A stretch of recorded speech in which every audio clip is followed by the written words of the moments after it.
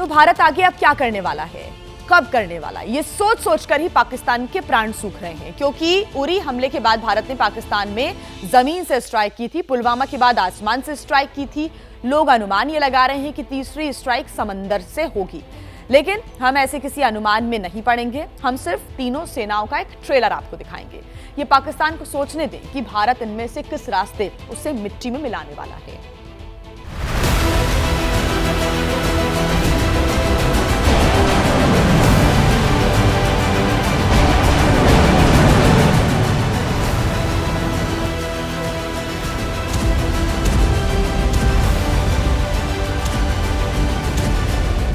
क्या ये पराक्रम पहलगाम के मुजरिम पर आक्रमण की आहट है?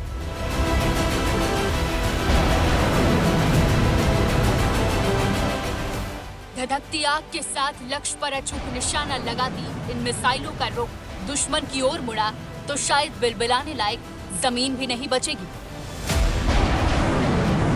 अरब सागर में भारतीय नौसेना की तैयारियों की ये सबसे नई तस्वीर है। समंदर में स्वदेशी विध्वंसक INS सूरत अपनी दस्तक का एहसास लगातार करा रहा है। पहले सफल मिसाइल परीक्षण हुआ और अब एंटी शिप ब्रह्मोस और एंटी सरफेस क्रूज मिसाइलों ने अपनी ताकत दिखाकर दुश्मन खेमे में खलबली मचा दी।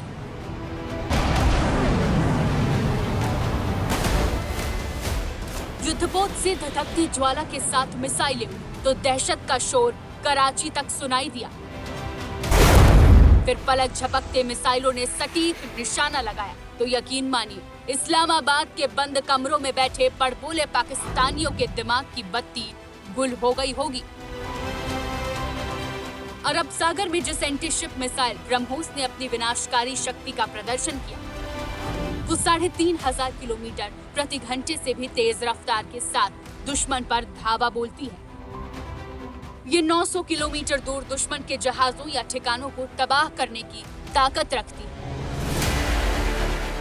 यही वजह है कि पाकिस्तान के पसीने छूट रहे होंगे, क्योंकि इंडियन नेवी बार बार दो टूक कह रही है, युद्ध के लिए है तैयार हम, कभी भी, कहीं भी और कैसे भी। पहलगाम आतंकी हमले के बाद अरब सागर में INS सूरत से सफल मिसाइल टेस्ट हो चुका है। इसी समंदर में स्वदेशी युद्धपोत INS विक्रांत अपने शक्तिशाली दल बल के साथ मौजूद है। ऐसे में सवाल ये कि अरब सागर में नेवी का ये दमखम क्या संभावित युद्ध की आहट है?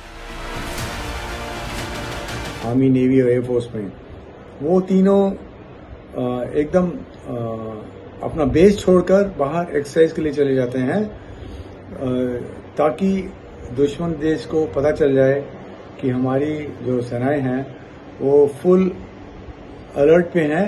अगर कभी ये सिचुएशन एस्केलेट होती है, जहां पर वॉर का संकेत मिले, या जो हमारा दुश्मन देश है कोई ऐसा प्रीएम्प्टिव स्ट्राइक करता है, तो हम तुरंत काउंटर एक्शन ले सकते हैं।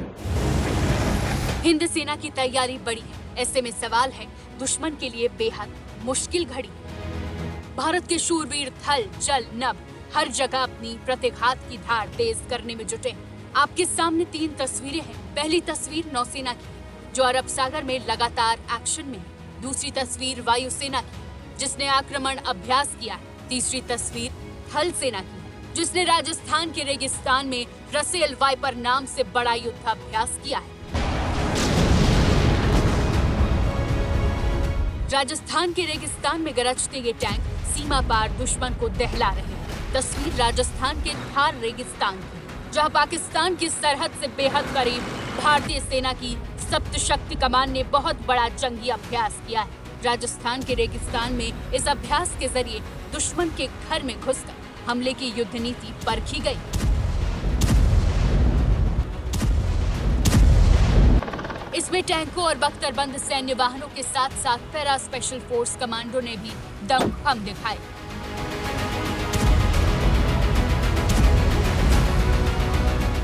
नौसेना और थल सेना की तैयारियों की झलक आपने देखी।